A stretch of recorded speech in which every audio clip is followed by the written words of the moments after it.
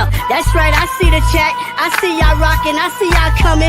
Hit that like button as you enter the building. You know what I'm saying? Hit that like button. Show your love. Show your support. You know what I'm saying? This that dope soul. This that new thing. Nobody don't know about it.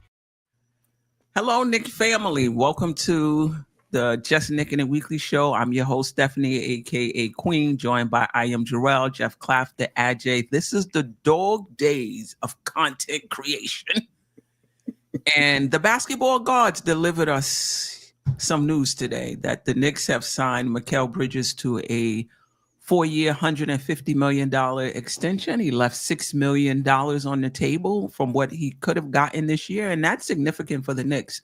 Doesn't seem like much, $6 million, but that's significant for them in terms of flexibility. And we're going to talk about that and some other stuff if we have time. Jerrell, Geoff, Ajay, how you doing tonight? All right, happy to be here, Steph. Like always, salute to the chat. Oh yeah. Great to Always be happy. here. It's great to have some meat on the bone to talk about and ready to get it started. Yeah, I mean, let's get right into it. Shout out to the chat, by the way. Breaking. This was via Ian. Nah, let me shout out Ian Begley. Hold on. Forget Shams. Yeah, hold on. Let me get Ian Begley slide up here. Get one of us up there. Yeah. Here we go. SNY.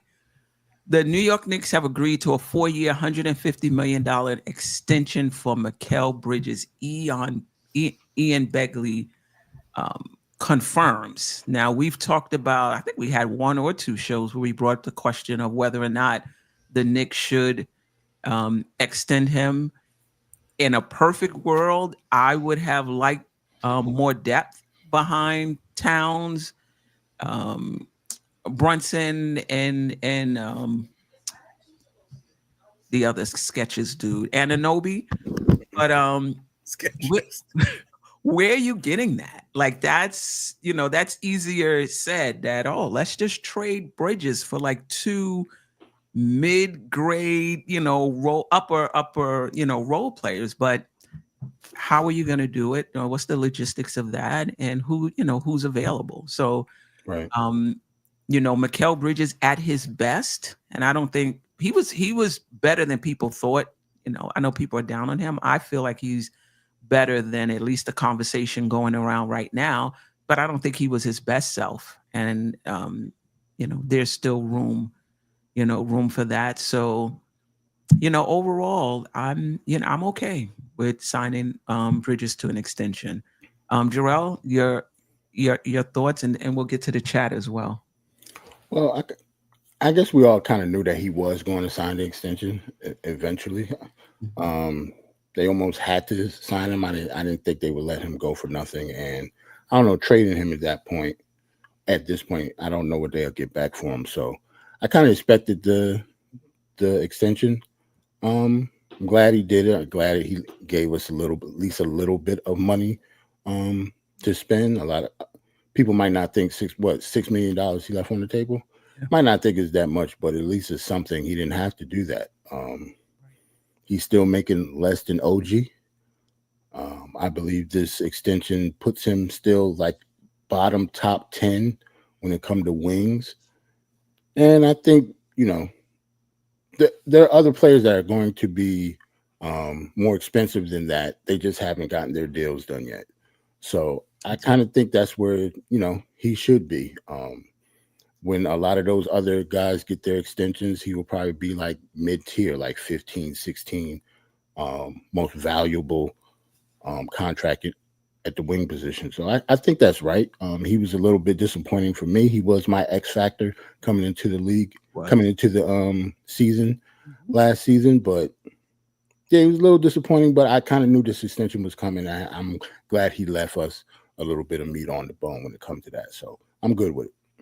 All right. Geoff?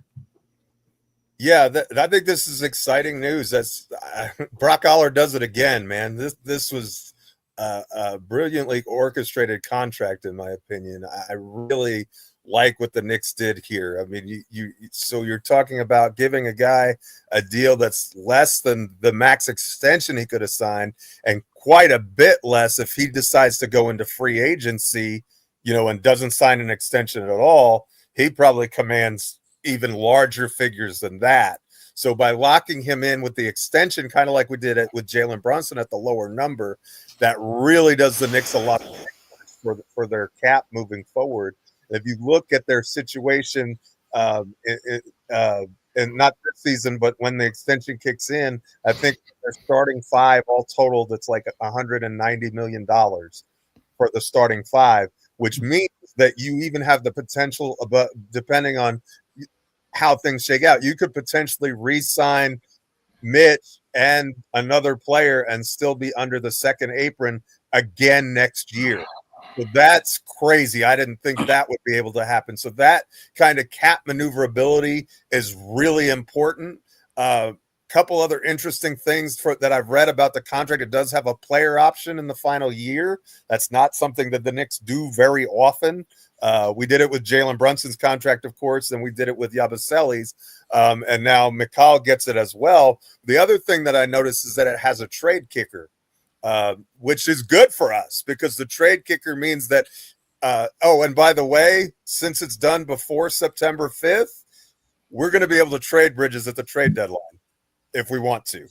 So that's a big piece also. And if you trade him at the trade deadline, I don't know. I haven't seen what the kicker is. They're usually 15% though.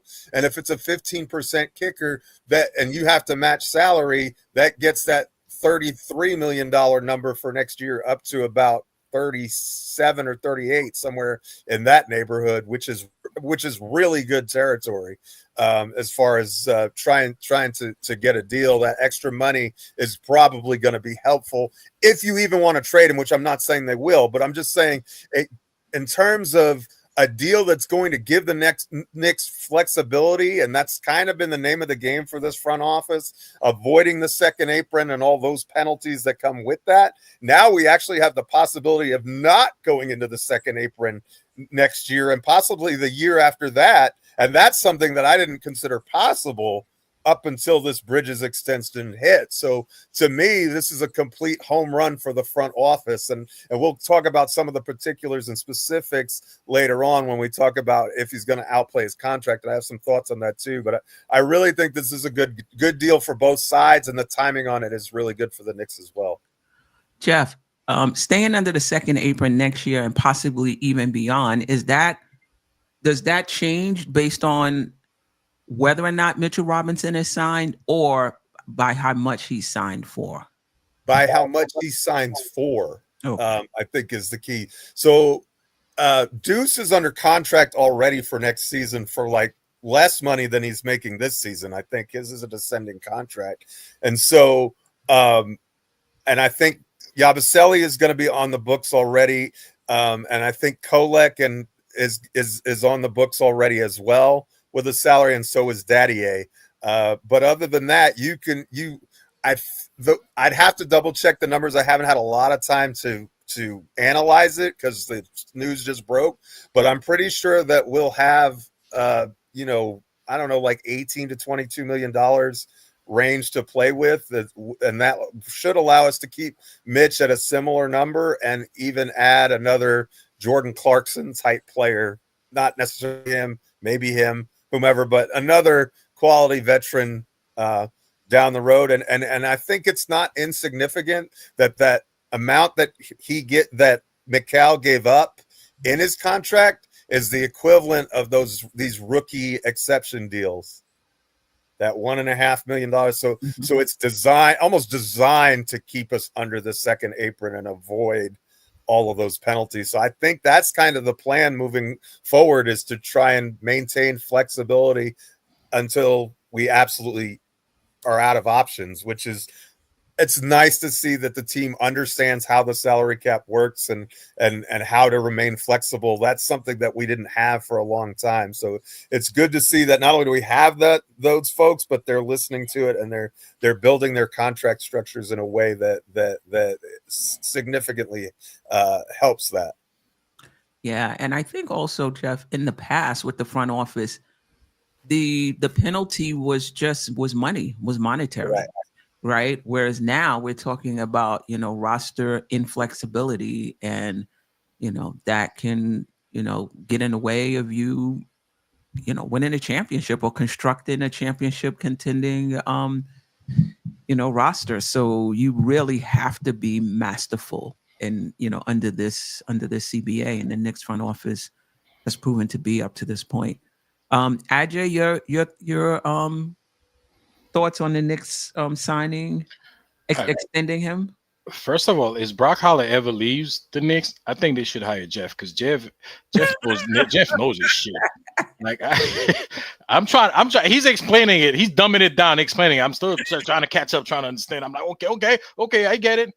But all that in place and all that is really good. My point of view, basketball wise, I think it's a great signing or re-signing for the Knicks. Wow. For the same, absolutely. Yes, JJ, the green is gone. I have no idea how it just disappeared. But so here's the thing with Mikal Bridges, right? He didn't have a good season this past season, but he has a body of work. We know what this man can do. So he's literally entering his prime right now.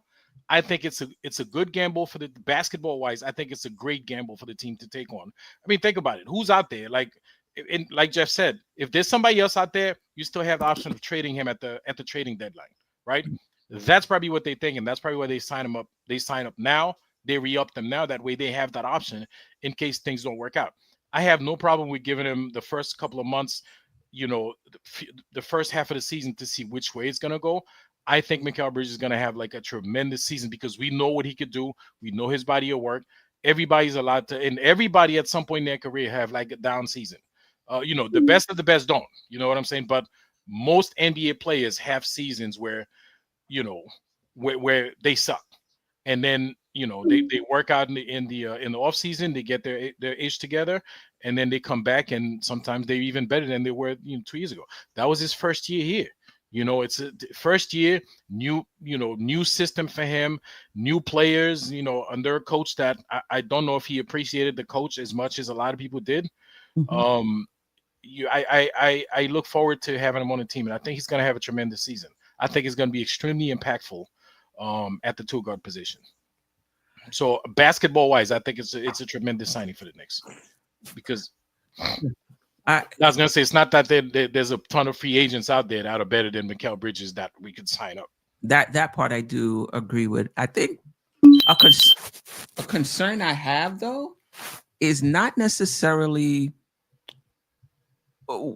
what we know he can do basketball wise, is will he get an opportunity to show that playing on a team with Karl Anthony Towns and Jalen Brunson. So I think for me, it's just, $150 million for a guy that we don't really know what his usage is going to be. We don't know if he is the third option. Maybe he might even be the fourth option, depending on what OG, Anunoby does. But I like the fact, as Jeff pointed out, the flexibility to trade him at the trade deadline, the flexibility to, basically to trade him. And maybe under Mike Brown finds a way to get the most out of him, even on a team with Jalen Brunson and Karl Anthony Towns, who's going to be featured as well, right? This big thing about getting the most out of Karl Anthony Towns. So you would think he's going to get more touches and be more featured as well. So we'll see how it, works out. I agree. Who were you going to trade him for right now? Who was available? I mean, I do get that. But yeah, we'll see. I like him. I'm just like, what can we get out of this guy on the team with those other two guys? We'll see. Well, let me get to the chat first before we get to the next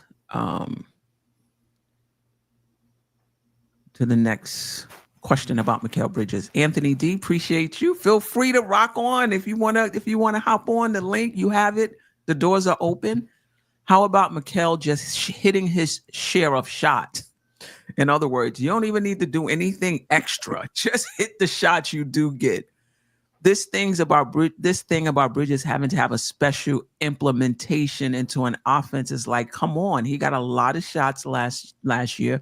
He just plain missed. And that is true. I saw a graphic, I believe it was on Twitter, where his 3-point shooting went down from the regular season, the beginning of the regular season to after, I don't know if it was January or the All-Star break, to like 31% or something of that sort in the playoffs. So just when you need, players to kind of step up more as far as his 3-point shooting is concerned, it went down as the season went on, and that has to be, in my opinion, corrected. JJ, I think one of LG or Bridges will be traded within the next year. Yeah, I do think the Knicks are top heavy when it comes to salary. But listen, if you can get Yabaselis for $6 million, and you can get Clarksons on the veteran minimum, you're gonna be okay. It's just if you get to the point where you can't, find those type of value players where it could become an issue. A-Train, appreciate you, sis. I've been waiting patiently to see this team under a new head coach. So I'm glad the core pieces are still intact. And I think the top 6 or 7 scorers on this team are signed through 2027, barring any trades. But contract-wise, they're signed through 2027. Paul M., appreciate you. If this is your first time, welcome. If not, welcome back. Trade Bridges and Robinson together. Okay. All right. Mike. Yeah, yeah. We'll see. I mean, if a big fish comes loose, yeah. Nick Nation, appreciate you. I'm hoping for a trade with him down the line, unless his defense picks up extremely. I really expected more of a defensive presence for him. We need him to be good at the point of attack, and he is, or he isn't. He clarified that. How much, to the panel, how much of, one, do you agree that his defense needs to pick up? Or do you think that it was just basically him being played out of position defensively, and that might change in the upcoming season? I don't know. It could be a little bit of both. I mean, he played like the point of attack when he was playing in Brooklyn and with the Suns. I don't know how much, but at least he did do it, at least a little bit, and he was viewed as a better defender then. So I don't know. It could be two things could be true at the same time. Like he could have been, out of position for the most part of the year, but he still could have been lacking on the defensive end, because I thought he was too. Okay. Yeah, I thought especially at the beginning of last year, his getting around screens was pretty shoddy and suspect, and he got beat quite a bit, off the bounce by smaller, quicker players. But I'm not sure that there's a direct fix for that. I don't know that that's the ideal role to put him in. I think what you saw in the playoffs, especially against Boston, when you kind of have him in more of a help situation. I mean, he made 2 of the plays of the year defensively in games 1 and game 2 that helped us, complete those 20-point comebacks. So, I mean, it's not like the guy forgot how to play defense. He just, I don't know. We had him in the ideal role given his skill set, but with the other players that are around him on this team, I'm not sure that we can put him in that ideal role either without, shuffling the starting lineup significantly. Yeah, I mean, there's reports of, some in the front office are, supporting Mitchell Robinson going into the starting lineup. I don't know if that changes Mikal Bridges' role as still having to guard the point of attack. I'm not sure OG Anunoby would be better, at it either. So it may not change that much next season.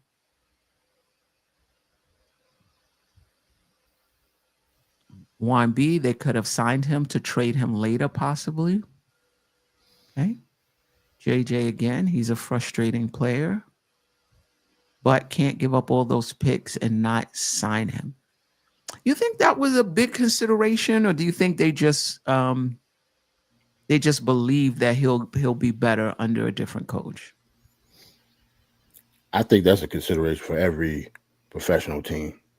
Like that, see that happen in every sport. They try to save face, even though, in hindsight, it might have been a bad decision. But yeah, how do you not sign him after giving up what you gave up? Well, it's also about opportunity cost, right? In other words, we can't, and it's not like if we just let him go, we're going to be able to sign another $30 million player to replace him. We don't have that capability. So, what are your options? Your options are either you keep him and hopefully on a number that you like. In this case, I think that we did get him at a number that both sides are happy with, or you deal him and whatever trades you're making are these players that you're getting, ones that you consider better than what you have in-house right now. And I think they maintain that conversation. They kick that can down the road until the trade deadline and beyond. I think, in all honesty, if the Knicks are going to make a trade, it's probably going to be next offseason after the draft, or on draft night, when the 2026 first round pick can be traded that night, and then it also unlocks the 2033 pick. So if we're going to do something big, which with that salary of $39 million with the trade kicker, it's going to be something big, right? And so it opens up more of a megastar package if that's the direction that you decide to go. And I think that the Knicks have been clear that they're willing to do that one more time, depending upon the name that it is, whether it be Giannis or, Luka or somebody else. Who knows? I don't know, but I'm just saying the possibility is out there. Do you think the expectation increases for Mikal Bridges based on his contract for the fans and or the front office, Ajay? Or do you think it's just play as usual? The contract is signed, nothing we could do about it, just play as usual. For the fans is one thing, for the front office is something different, right? So for the front office is you got a contract, play as usual. They always expect. Listen, whether you making Deuce or Yabusele money or you making cat money, they expect you to give the same kind of effort, regardless. The front office, they expect you to leave it out there every time. All right. The fans, on the other hand, and we saw this last season with OG Anunoby. I don't know how many times, Queen, we read and we heard people talk about like all this money he's getting, like because some days he had some days off, and people were complaining that he's not playing up to his salary. So that's how the fans see it, right? But it's just another contract for those guys. You got to remember, those guys, this is what they do for a living, man. It's another contract, and if it wasn't with the Knicks, it would have been with somebody else, right? So to them, it's just, and to the front office, it's business. Play as usual. Play as if, whether you have an extension, where you don't have that, like, regardless, you still gotta go out there and perform and earn whatever your paycheck is. You know what I'm saying? So, that's what it is for the front office. I wonder if he'll feel the pressure of it. There was a time during the regular season, and obviously none of us know Mikal Bridges personally, where it seemed like he might have been pressing because of the criticism he was getting from the fan base. I don't think that has anything to do with contract. If he was getting $2 million a year, or he's getting $37.5 million a year, if he's still gonna hear the noise, the social media noise, they're still gonna hear it, they're still gonna feel it, and they're not. Listen, Jericho Sims was as nonchalant as he was. He'd tell you like he didn't care, but he was hearing the noise. He was hearing a lot of stuff like the fans were saying. So if it's out there, they're gonna hear it and they're gonna be pressured, regardless of what their contract is. Okay. Anybody else feel like there's something he needs to change? Well, here's the thing. I think we see these numbers and it's more money than most all of us will ever make in our lifetime. And it's like, he's making $30 million and it might as well be like $800 bajillion to us. I'm not going to see $1 billion in $1 million in my lifetime, probably. But, as far as NBA contracts go, he's going to be like a top 50 paid player in the NBA when the extension kicks in.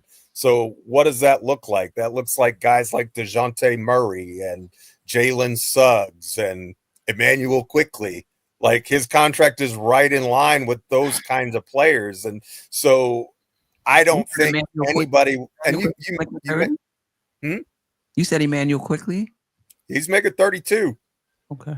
So it's a little bit more, but it's right in the same neighborhood of what Quickley is making. And so – if you're talking about he's getting paid as a top 50 player, and he's not making chump change, I'm not saying that, but I think that he has at least the expectation that he can live up to being a top 50 player in the league and at least earning the value of that contract. Contracts are going crazy and exploding. And so you kind of have to keep that in perspective. He's really going to be the fourth highest paid starter on the team, right? Maybe third. I don't know how he's in Jalen's numbers look, but I think he's making more than Jalen. So he's getting paid third or fourth best starter for a contending team. I honestly think that that's probably about right. Like, as far as market goes and as far as those things, and when contracts sign matter. So if remember, his extension doesn't start until next season, not the season we've got coming up, but the season after that. And so $33 million on that salary cap is a lot different than $33 million on the current salary cap even. And so I think it's important that we keep those those numbers in perspective. And just another thing, so let's look at it from a scoring perspective, just as an example, and there's context and everything else, but Mikal was a top 70 scorer in the NBA this year at 17.6 a game. I think that put him like 71st in the league in points per game. And so was his shooting the best? No, but he was one of the best corner three-point shooters in the league, believe it or not. I think he was like third. So he has that skill in his bag. And the mid-range, he was also third best in the NBA at making mid-range shots for over 150 attempts. So he does have his strong points from that point of view. So if he's going to be getting the top 50, 55 range, kind of where he's being paid, you'd really like to see him more up at 19.6 points per game rather than 17.6, And so a lot of that comes down to, making those wide open shots that he was getting throughout the year that we got frustrated by, right? And a lot of those were above the break threes or, catch and shoot threes that we need him to shoot closer to his career averages, if we're being honest. Like, he had a down year shooting the ball overall, and especially when it got to the postseason. So, if he can just progress to the mean on that stuff, I don't know if you can say that he's going to outplay his contract, but I think you can definitely say that he's going to be worth that contract. And as long as you're not as long as it's not a complete overpay, and as long as he's healthy, I don't see that it is, because he's a guy who plays every game, and he's going to give you good effort when he's out there. I don't think he's lazy by any stretch of the imagination, he's inconsistent maybe, but top 50, top 75 players, you kind of expect that with. I think he's not an elite player, and he's not being paid like one. So I think there's a lot to like there. Yeah. How much is the forward from New Orleans making? Not Zion, not Zion. Not Zion. No. The shooter. What's his name? Ooh, New Orleans Pelicans. No. Oh, you talk about your guy, Queen? Yeah. Trey Murphy. Trey. Yeah. How much is Trey Murphy I'll look it up. Hold on. making?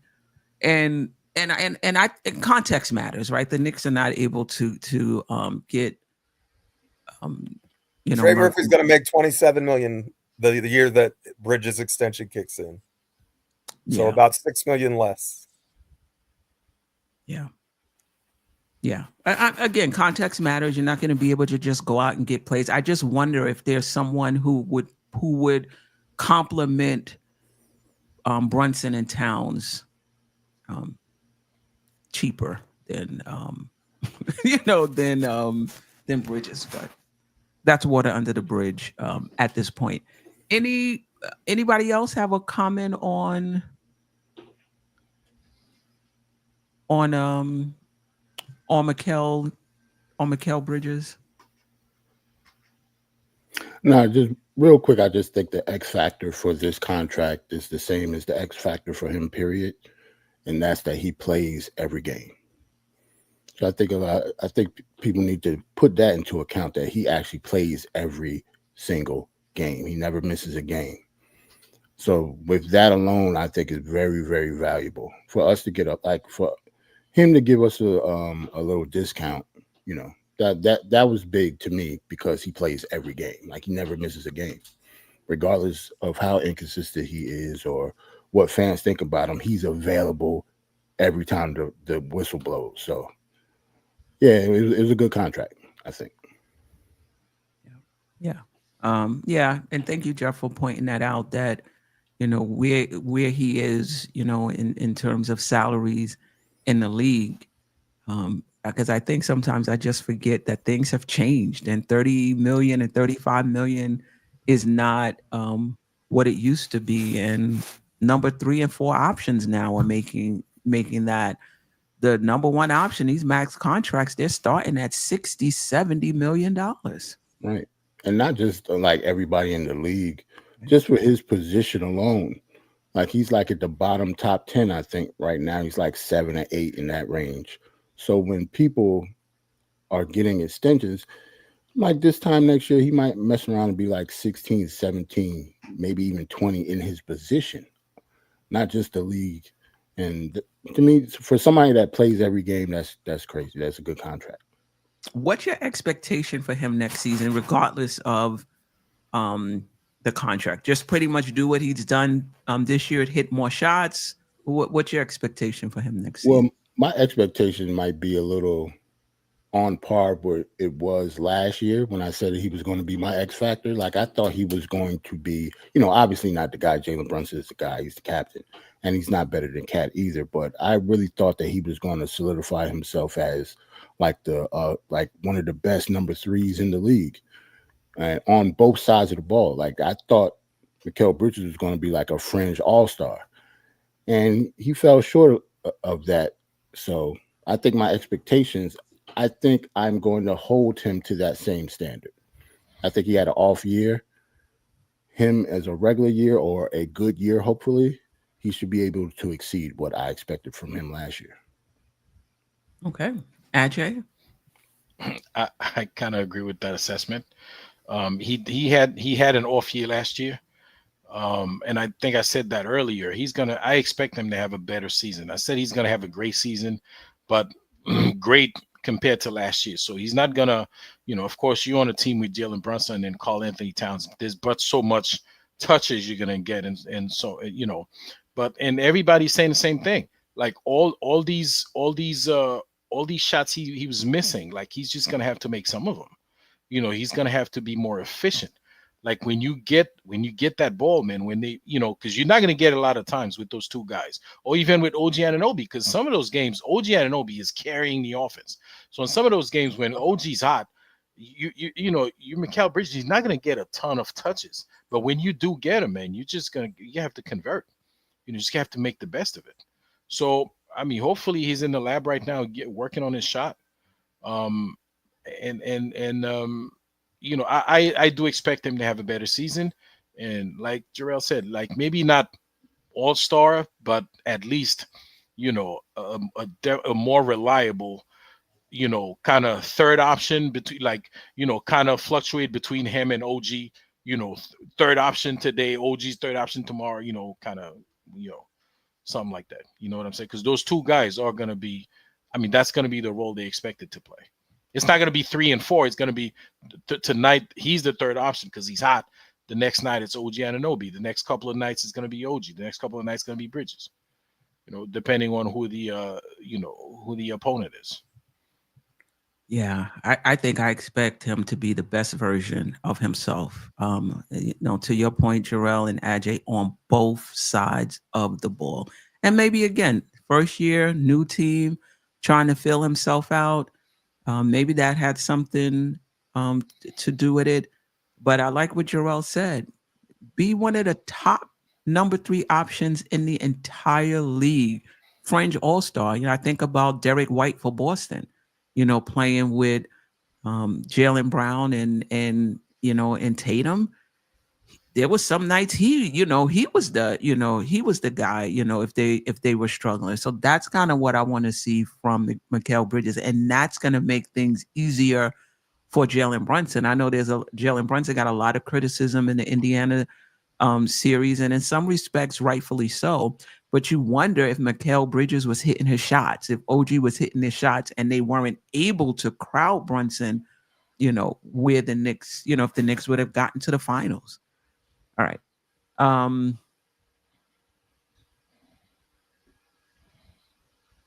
All right. Let's get to some of the chat. And Geoff, did you want to? I'll just add that efficiency is my thing. I mean, his true shooting percentage is 57.1, which is better than his career, but the 3-point percentages are almost 2% less. Like, I think if you can get the same shooting from the mid-range and even look, I'm not saying he has to increase his scoring average, even just when you get the opportunities, knock them down. And I think that be efficient, get back to 37% or more from 3, and I'll be real happy as long as the defense, stays at a quality level as well. But I think that efficiency is super important. Yeah. Takes by Tim. Appreciate you. I'm listening on Twitter. Pay today is not what it was. 20 million in 2010 is peanuts today. We have to shake the payroll and expectations of old. I like peanuts. Brahim, I hope I got that right. Bridges can be an all-star if we use him right and don't run him into the ground like last year. I mean, yeah. I mean, if he plays well and the Knicks are the number 1 seed or number 2 seed, they possibly could get 3 all-stars. But I think it's more than using him right. That's part of it. I think the other part of it is knocking down shots, taking advantage of the opportunities you do get. And he had plenty of opportunities, particularly in the playoffs, open shots, timely shots that could have changed the game, at least up to that point, that he missed. He wasn't the only one, by the way. I'm Josh, formerly known as Uncle Fulio. Appreciate you joining us. If Giannis becomes available, Bridges will get flipped before the deadline. I know folks don't want to hear it, but the timing of this is important. I don't think folks mind. I don't think, I think people are lukewarm on him signing an extension. And I think if he gets traded, I don't think there'll be a lot of tears in Knickland, particularly for Giannis. And I think that's something Geoff pointed out earlier. Takes by Tim. With better offensive sets, we should see a better offensive Mikal. It's interesting to see. I'll have to look because the metric where you can, how many open shots a player got and what's the percentage of the shots that they hit from 3 to 5 feet over, open, wide open, contested. Because, schemes are important, don't get me wrong, but the purpose of the schemes is so you can get good shots. And sometimes the Knicks got really good shots and didn't hit them, didn't hit them consistently. All right. we're gonna need Bridges and OG to become tougher on the glass. That's a fair point. Like we're almost forced to play Mitchell Robinson. Not necessarily that Mitchell Robinson is a bad player, but if you're not gonna play hard, the Knicks offense may flow better with Miles McBride or another shooter. But what does that do for for the rebounding, right? So it's I wouldn't put a lot of money on it. They haven't been great rebounders in their career. I'm not sure it's gonna change this upcoming season. Yeah, I think if we banking on that, we're in trouble.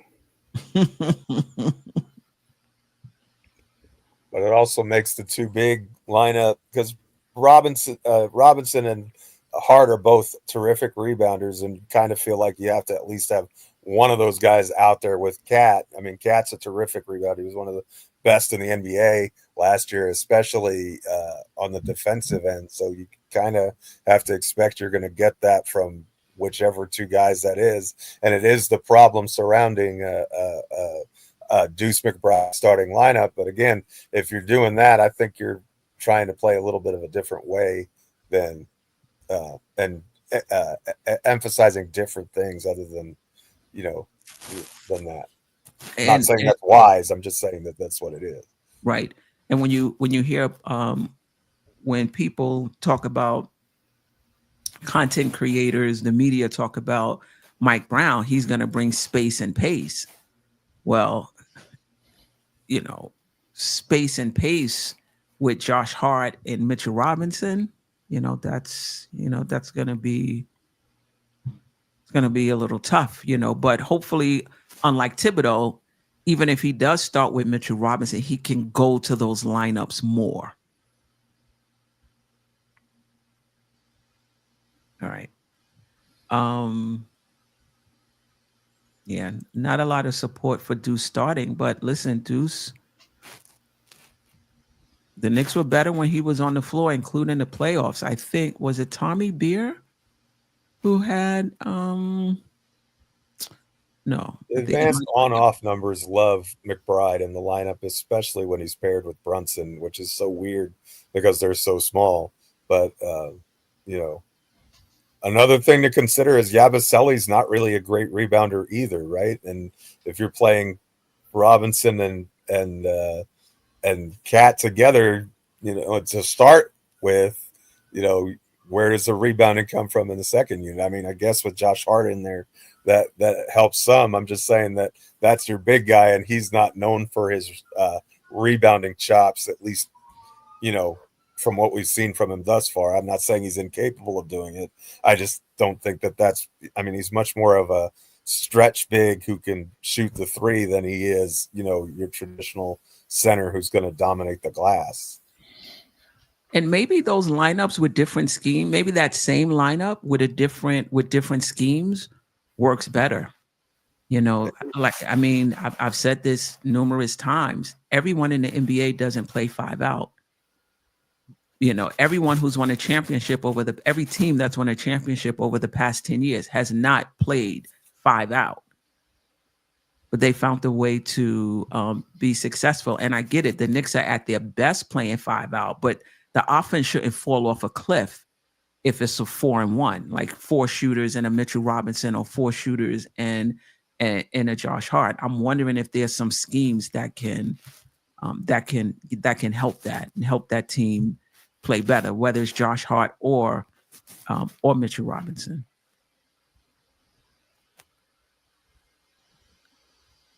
All right. Okay. So this is what Knicks Muse said. In the 2025 playoffs, the Knicks were plus 5.96 net rating with Deuce McBride on the court, and -4 net rating when he was when he was off the court. And listen, on-off numbers aren't the end-all and be-all, right? Because a lot of that also depends on who else is on the court on the opposing team.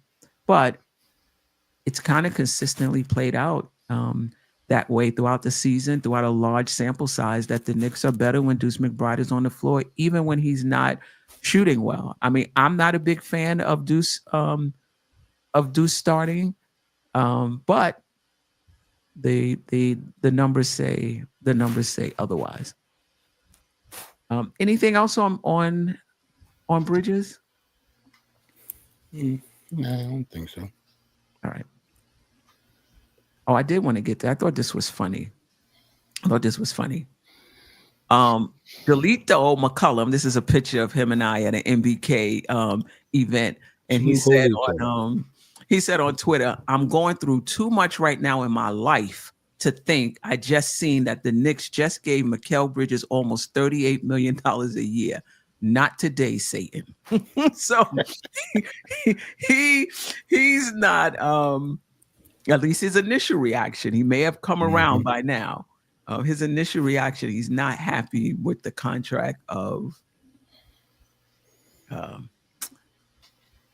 Mikal Bridges. Yeah, salute to Jolito, man. Big Knicks fan. Yeah, everybody ain't about it, Steph. Like, a lot of people don't like this contract. They don't like the numbers. I don't see why, though. Like, I don't know why they thought Mikal Bridges was going to get less than that. Yeah. Like, he could have got a little more. So, yeah, I don't get it. Yeah. I mean, particularly now when you think about, and at least for myself, thinking more about what third options are making now and how the salaries have exploded. You know, we'll see.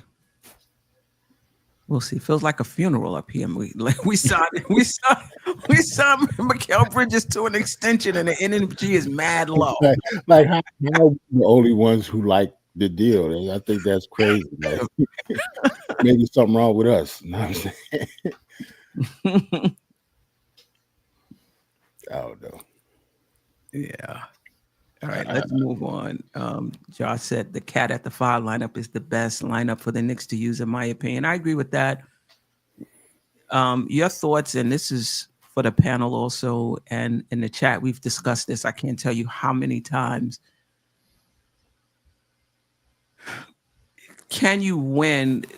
There were points that the defense definitely got better toward the end of the season. Mm-hmm. I think the numbers were skewed. It wasn't just when Mitchell Robinson returned, because you got to remember Brunson was out a significant part of that time when Mitchell Robinson came back, and then Miles McBride was in the starting lineup, and that definitely helped the Knicks' defensive ratings. So I'm not taking anything away from Robinson, but part of it was Robinson, part of it was Brunson being out and Deuce being in the starting lineup, playing the point of attack. That really helped the Knicks defense. But my question is, cat at the 5, I like that offensively, but there was a time, probably, I don't know, maybe right after the new year, where even I had to give it up, and I had to say, you know what? We just can't. Like, this is untenable. Like, we just cannot go on with this 5-out lineup just giving up back. Like, that's how bad the defense looked at a certain point in time. So I guess my question to Josh and those in the chat and the pan, any concern about the defense if you're going to a 5-out lineup?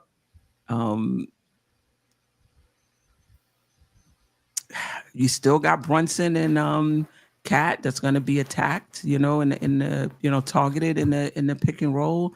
Maybe Brown, Mike Brown does go zone a little bit more to help out.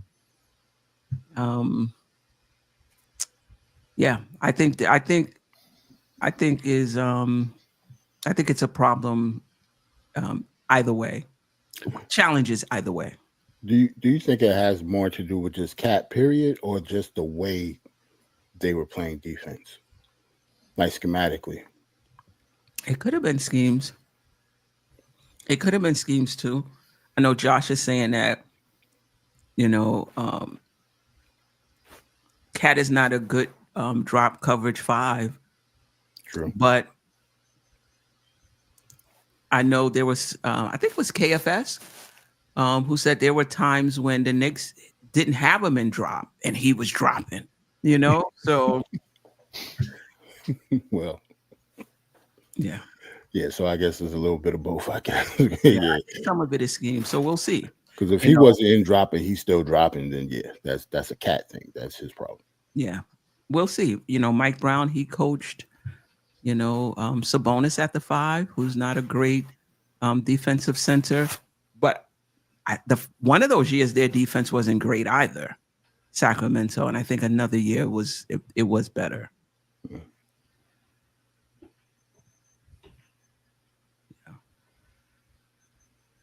Yeah.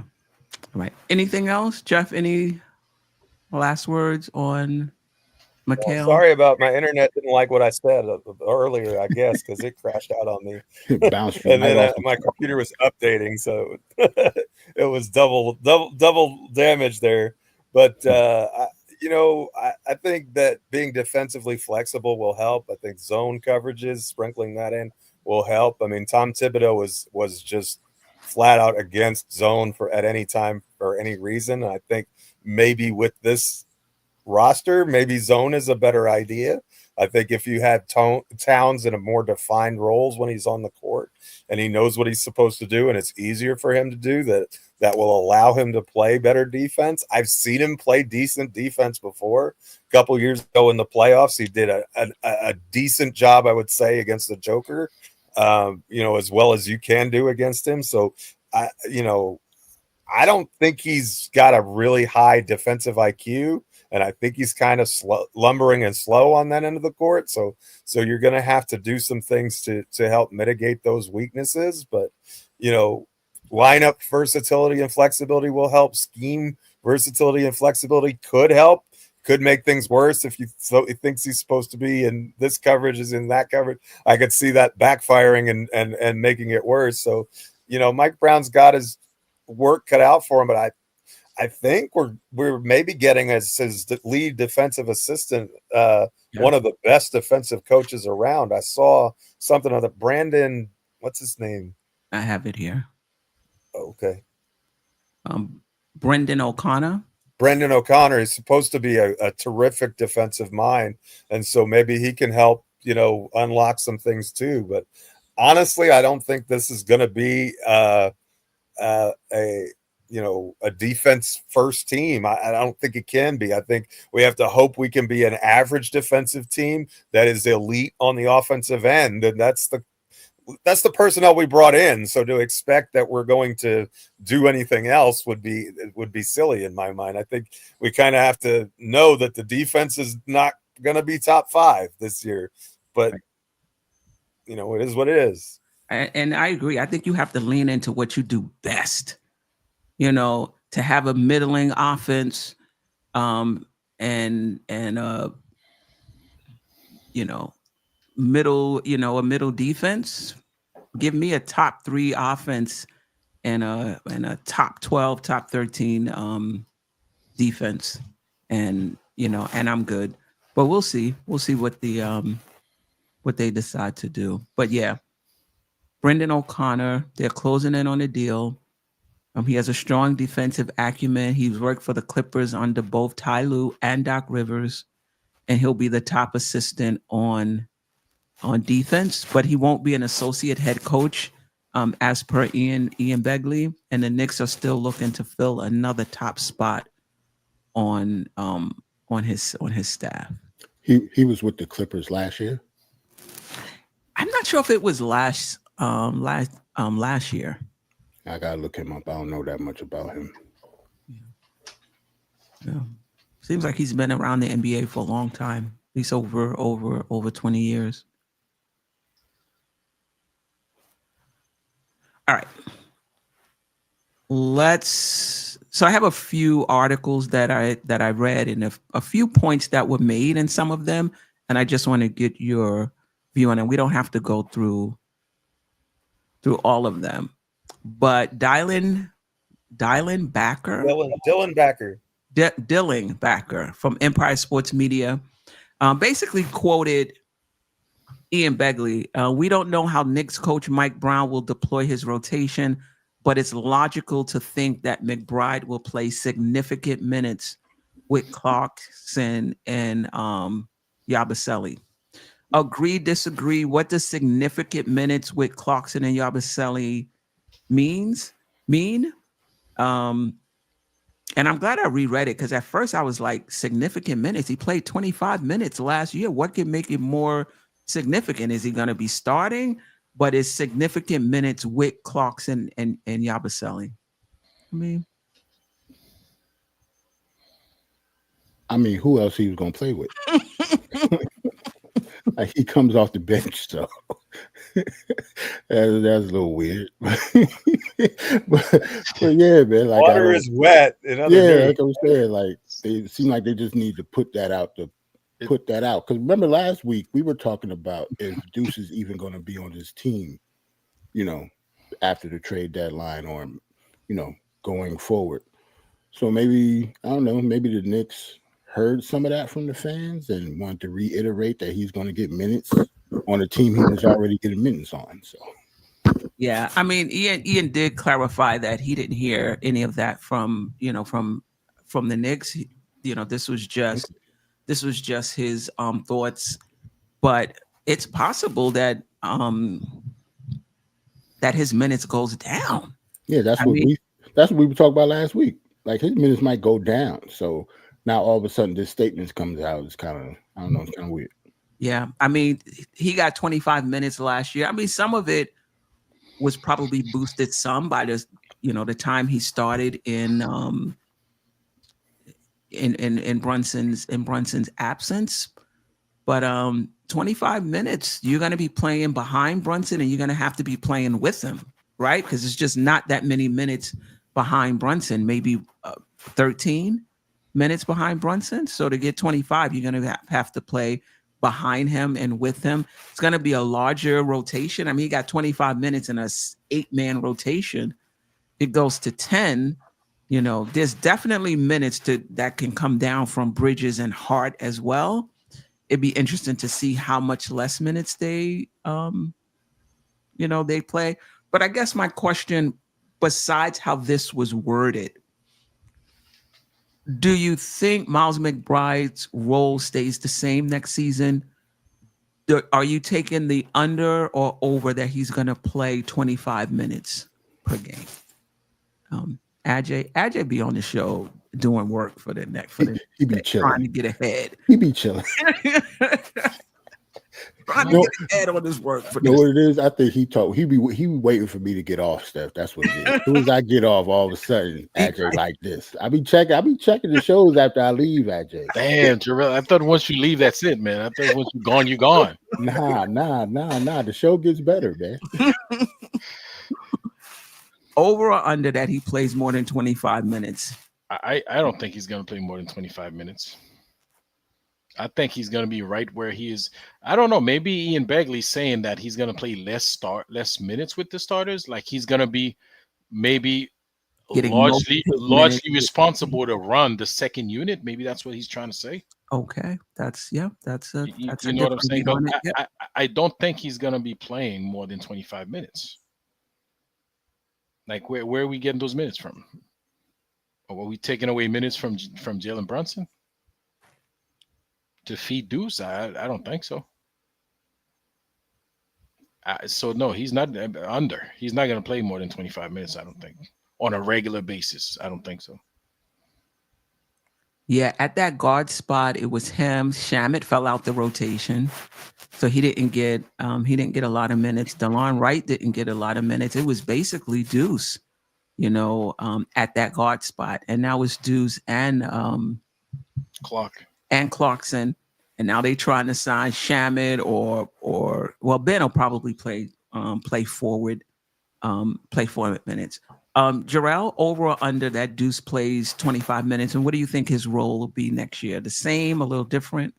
I think his role will be a little bit of the same when it comes to what he does on the court. I think maybe the minutes get a little low. Just like last week, we talked about getting Jordan Clarkson was a big thing. To me, he takes a lot of Deuce's minutes, unfortunately for him. But yeah, unless Deuce all of a sudden turns into like a real bona fide point guard, I don't see him definitely getting more than 25. And like you said earlier, I think the 25, it was just inflated because he started some games when Brunson was out. So I don't see him getting 25, maybe about 20, 21 around that, low 20s. But I think his role will be the same. Like, he's going to be a good defender. He's a short wing that is a streaky shooter, and we love him because it's Deuce. Like, I think he's going to remain the same. Geoff, what's your thoughts on McBride's role next season? I think it depends a lot on Deuce, and it depends on how he plays. Like, in other words, if he can be an impactful 94-foot defender on the ball who's a menace and make his 3-point shots at a really high percentage, I think it's tough to not have him on the court. If he is, if that's the case, I think he's closer to 25 minutes. But if he struggles shooting the ball, if he struggles on defense, the problem is there's so much overlap, not necessarily in skill set, but he and Clarkson pretty much play the same position, which is the same position that Bridges, who's going to play probably 35, 36 minutes play. So where, if you have 3 guys in a rotation, that kind of works. You can give them all that, you can split up all that time rather easily. But if you're talking about 4 guys, now you're talking about, let's say 36 and 36, that leaves 24 minutes at the other guard spot for the other 2 guys. Right. Does that 12 and 12? Is that 20 and 8? Is that, 24 and 6? I don't think we brought, excuse me. I don't think we brought Clarkson in here to play 6 minutes, right? I think, I think the expectation is that he's going to play and kind of be our leading scorer with that second unit to give some of those other guys a break. But how do those rotations look? Are we going to play small some? Like it said, is he going to play beside Clarkson and Yabusele? Are we going to run with a unit that's just undersized and plays with a lot more pace off the bench, and get more minutes that way? Is Josh Hart's minutes number going to come down significantly? Because if Hart is playing, he played like 36 minutes a game, which he's down to 26, let's just say, that opens up another 10 minutes for somebody somewhere. I don't know if those would all go to him or to Mitch or to whomever, but I think part of the reason that Mike Brown was brought here was to widen the net a little bit as far, and not just be as heavy, reliant on the starters as we were a season ago. I don't know that Mike Brown necessarily has a history of doing that, just seeing as how he's coached in the past. So we'll see if he's more Tibbs like than we like in that aspect, or if he does kind of show that flexibility as far as the rotations are concerned. I think on the plus side, he doesn't have his favorites, right? Because, he's just getting to learn all of the players. So, hopefully they would all get to earn their role based upon how they play and not based upon, who the coach likes best. I'm not saying that was always the case, but it seemed like that with Thibodeau a lot of the time. So, but yeah, I would take the under on 24 minutes a game. If he's playing upwards of 24 minutes a game, I think it either means he's increased his ability as a playmaker, and so you can run him exclusively as the backup point and then add to that with some minutes with Brunson. But if he's just an undersized wing, I think his minutes won't be more than 14, 15 a game. I just don't think the time is there for an undersized wing based upon the wings that we have at the moment. Yeah, because when you think about it, if you have 3 forwards, they can get some good minutes. So like you got OG, for example, you got Mikal Bridges, and you got one other player. Let's say that, I guess that would be Clarkson, right? Then OG, Hart, Bridges. That's it. Once you add the 4th player in, either that player is not getting a lot of minutes, or it makes it hard. But if you got 3 players rotating through, and like say Hart is backing up the 2 and the 3, that you can get some significant minutes there. If you're starting Mitch and you got Mitch and Towns and Yabusele is backing up both of them, then he can get some significant minutes. But if you got Brunson, McBride, Clarkson, Bridges. Yeah, it's yeah. It's you just run out of minutes or significant minutes. Yeah. So I agree. I do think his minutes will be less than 25, less than he played last year, because there's just more players. And even if you bring, to your point, you bring Hart's minutes down, you bring OG's minutes down, you bring Bridges minutes down, you brought in Yabusele and Clarkson, and you would think those guys are probably your 6th and 7th player off the bench. I would think Juice would be the 8th player off the bench. So those two are going to get significant minutes. All right, let's see what the chat has to say. A-Train, whatever role or time Deuce gets, he has to maximize it if he wants to remain a Knick. Damn, A-Train got him halfway out the door. Nick This salary gonna keep him in the door for a while. I'm a bet on that. Deuce may not be the best player in the world, but as far in terms of production per dollar, you're not gonna get much better player than Deuce for what we're paying him. But you know what, Jeff? With this collective, I'm not sure his contract is a bargain anymore. I mean, you're getting the CBA is squeezing good players out of roles on teams, and you're getting players at the vet minimum. Like McBride is making above the vet minimum, and you can argue that you could find a player on the vet minimum that can give you maybe just as much as Deuce cheaper. Now, it'll probably be a different player each year, and you kind of have to wait and see, who falls out. But I'm not quite sure it's a bargain contract anymore. What is it, like $5 million? It'll be a little less on the this upcoming season, and it's less than 4 in 2 seasons. So okay, if it's less than 4 in 2 seasons, I think that deal is going to stay on the books. Yeah. We may not extend him past that, but I think he'll be here for the length of his contract. I'll be surprised if he's not. Yeah. I mean, if it's descending, I can definitely see the value. If it wasn't descending, I'm not so sure. Keep in mind, Mike Brown sees defense almost the same as Tibbs when it comes to importance. We shall see. We're hearing a lot about Mike Brown. He's an offensive coach. He made his chops as a defensive coach. We'll see. Rosters matter. A-Train again for Deuce's minutes to diminish. Sounds like we have a bench. Yeah. East Blue Drew, Deuce has shown up for us a lot. He deserves at least 20. Okay.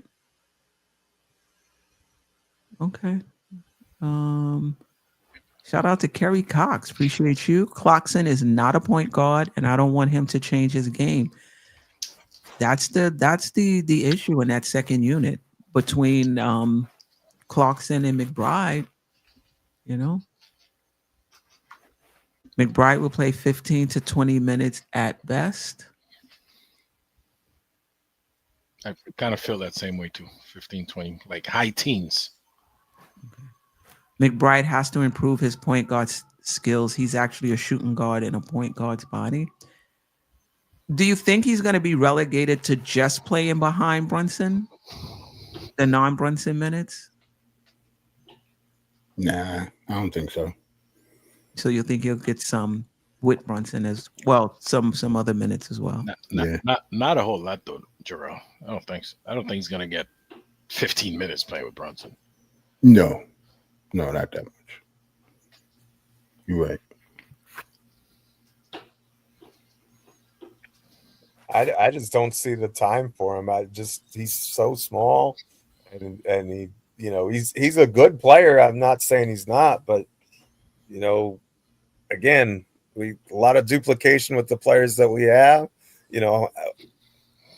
Can he take the mantle of more of a lead guard? If he could, I think he earns more minutes than he otherwise would. But if he can't, if he's just an ancillary playmaker, off the ball kind of a guy anyway, I think that limits what you can do, because Clarkson's not a point guard either, but I think he can do more point guardy things than Deuce does, in my opinion. Maybe I'm wrong about that, but yeah. All right. Last two. All right. Roster decision. So this is Sean Devaney, or I hope I got that. Devaney, Sean Devaney. Devaney. Yeah.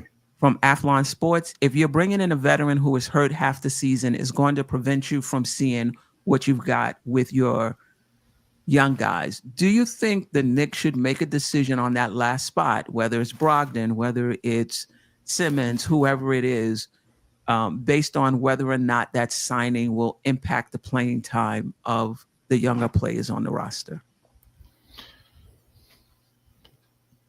To me, it seemed like if you bring in somebody that's hurt all the time, the young guys will get some burn. No, That's what I would say.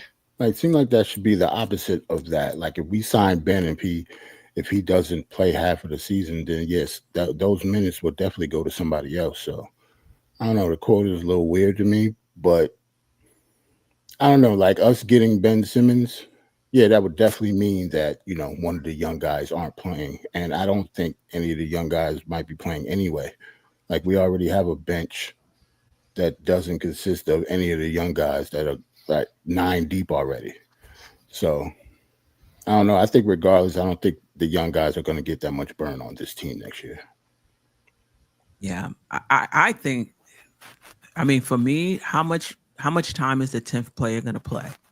I think just leave it open and let one of the young guys play. I think if you're the 10th person, you're somewhat situational. Some games you'll play, some games you won't.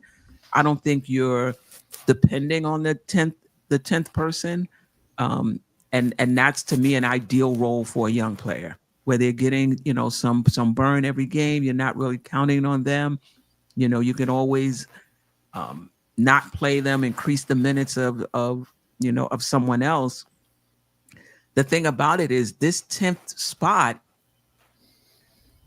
the players they're looking at are players who want to play. Ben Simmons doesn't want to come here and sit on the bench and be super situational, right? He's looking for a spot where he can come and play. I'm pretty sure most of these veterans, Brogdon, no, I'm kidding.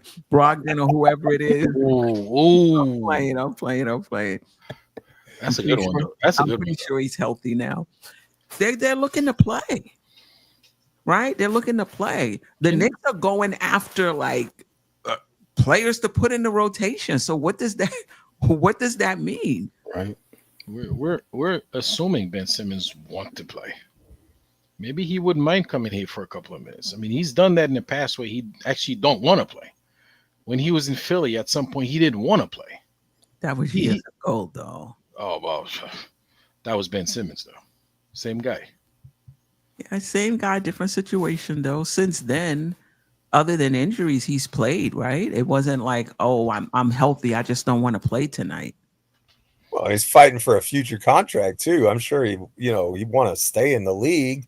You know what I mean? If you don't ever play, nobody gets a look at you. It's tough to hang on. And I know he's made a lot of money and he's probably even on his buyouts, but you can, still these guys, they want to get that next contract. All of them do, I would think. So, but it's kind of a silly thing in my opinion, because the young guys aren't going to play much anyway. Queen hit it on the head. You're talking about 10th, 11th man probably. And look, there are going to be injuries throughout the season. And so some of these guys are going to get opportunities to play in snippets and slivers, depending on who's healthy. But, if any of our rookies or second year guys, whatever you want to call them, the precocious neophytes, as Clyde would call them, if any of those guys are playing a significant role on this team in this upcoming season, we have significant problems. Yeah. So do you agree or disagree so you're basically saying the Knicks should not be making a decision on this last spot based on time for the rookies? No, you bring in the best player that's available and you go from there. You need, we want another experienced player, even if it's Landry Shamet, who I think is a duplication. I would rather have that than than just hope that the second year guys are gonna make that leap. You have time with them. You don't have to, rush them. Like Porty is gonna get his minutes because Robinson and Robinson and Cat won't stay healthy the whole season. So he's gonna have his moments to get in there and shine and do his thing. Maybe when he does that, he can earn more regular rotation minutes if he's really good. But he's the fourth big on the bench, and so that's just where it's at. I think Kolik's got an even tougher situation because we don't have a lot of point guards, but we got a lot of guards. And, he's not shown that he's significantly better than anybody that's ahead of him. So you've got, an interesting problem for him, and so, I don't think whoever we sign as the 10th guy is someone we're going to rely on. I think the hope is that you get someone who can come in, and if something happens and you need that 10th, 11th guy, you get a guy with playoff experience who can come in and do a solid job for you and be that glue that kind of holds things together until you're whole again. But you know what, Geoff? The reports are that the Knicks have continued. I don't know if they used the word strong when I read it, but that's how it came across, that the Knicks have strong interest in Ben Simmons. Now, Ben Simmons is not trying to come here and sit on the bench. So, I mean, that's one of the reasons they lost out on Marcus Smart. They couldn't guarantee time. So if you're bringing in Ben Simmons, what does that mean? What does that mean for, like, somebody is not getting time? Like, he's not coming in to play 6 minutes. Yeah, someone like Simmons changes the equation, I guess. But again, Simmons is, Simmons minutes would take care of themselves, because even if how much did he play with the Clippers last year, and how many minutes a game did he get? I mean, I think that would definitely be a measuring stick, to say the least. I don't think that Simmons can expect on a vet min contract he's coming in here and getting 30 minutes a game. No, I wouldn't think so. I don't think it's going to be 5. I don't think he would sign, I should say, if he doesn't have a role.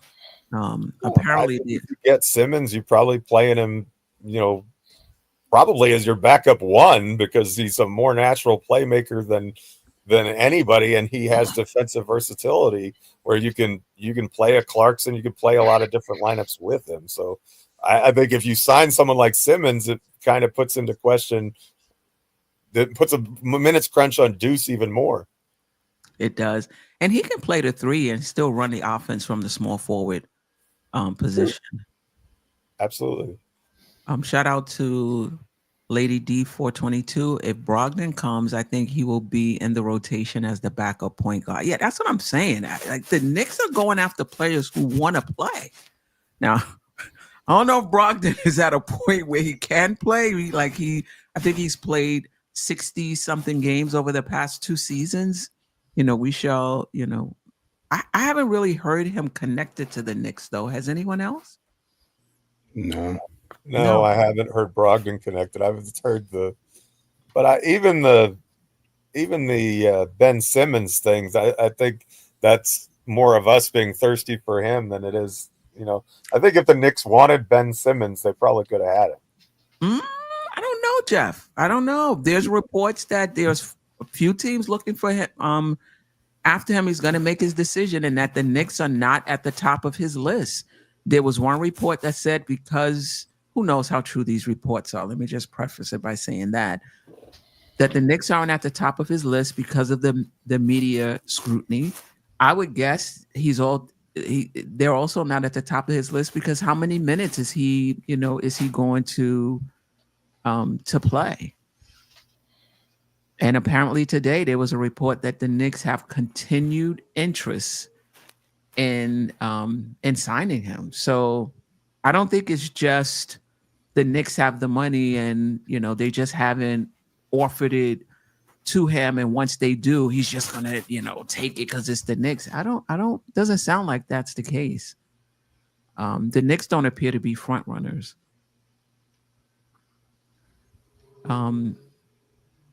Jerrell, Ajay, just thoughts on whether or not the Knicks should take their young players into consideration in terms of when looking to sign someone to the last vet minimum spot? Absolutely not. I agree with Geoff 100%. Yeah, like I said before, like I don't see none of the young guys getting a significant burn on this team. We are a team that is trying to go to the finals and trying to win a championship. Usually teams like that do not have the rookies or the second-year players, unless those second-year players are really, really special, have significant a significant role on the team. We already 9 deep, like we said before. So no, I don't see any rookies, or they should not be making any moves because of any of the rookies coming up. So you're saying none of our rookies are really, really special? No. Damn. I mean, I've been criticized for being hard on the young players, but I got to be honest.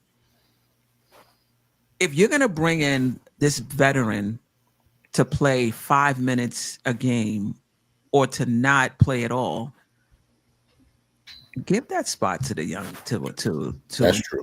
You ain't counting on him. You know, he's going to come in. He's going to play 10 minutes a game. He's going to give you what he can give you. He's going to get used to playing, an NBA game in addition to practice. In the G League. If he doesn't play well, you just don't play him that night. Those minutes go to someone else. What I will say, though, is the benefit of having a veteran, if they're okay with sitting on the bench, is that in the playoffs, you need that veteran. You need that veteran presence. If someone gets hurt, having a Ben Simmons-like player who can step right into your lineup with experience, that matters.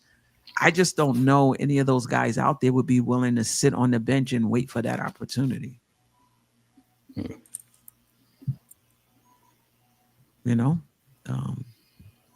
We'll see.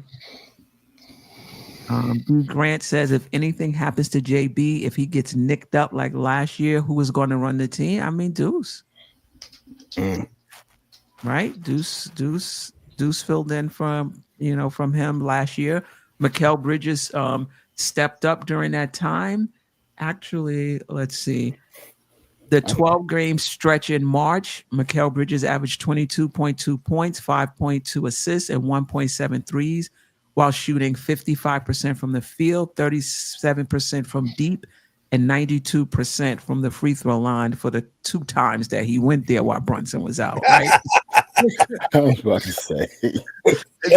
This is as per Tommy Beer. So if Brunson goes out, McBride goes into the lineup, but Bridges, or someone else kind of steps up to help. But I hear your overall concern about the Knicks really not having great ball handling behind Brunson. I think that's in that case. Kolek might see some time. You might see more Jordan Clarkson running the one, especially in the backup unit. If you're pushing Deuce to the starting lineup, Mikal can do that some. We saw Josh Hart play a more significant role as a ball handler in Brunson's absence last year. That doesn't thrill me, that concept, but it would, in a pinch, it's probably what would happen. But we don't have any other primary ball handlers because we did have Campaign last year. We did, and we lost that, and we had DeLon Wright too. Yeah, so maybe that final reserve spot goes to someone of that, mold. Yeah, I mean, I get what the Knicks are doing as far as roster construction, but I really thought one of the primary concerns in terms of constructing this roster was getting a legit backup point guard who can run the offense behind Brunson and with Brunson, so Brunson can play off the ball. I really thought that was like a top priority for the Knicks, and clearly they didn't agree.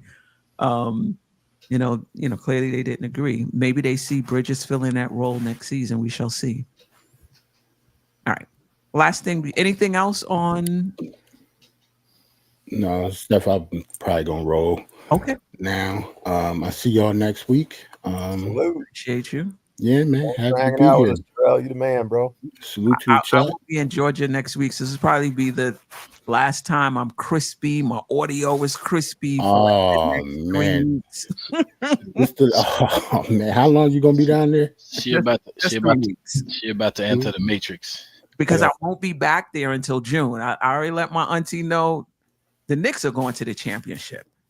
I'm Okay. coming to visit y'all for these 3 weeks, and y'all will not see me again until June. Now, I might come down for Thanksgiving weekend, but I'm not going to be extended time with the messed up internet. Nobody can hear what I'm saying while my team is on their way to a chip.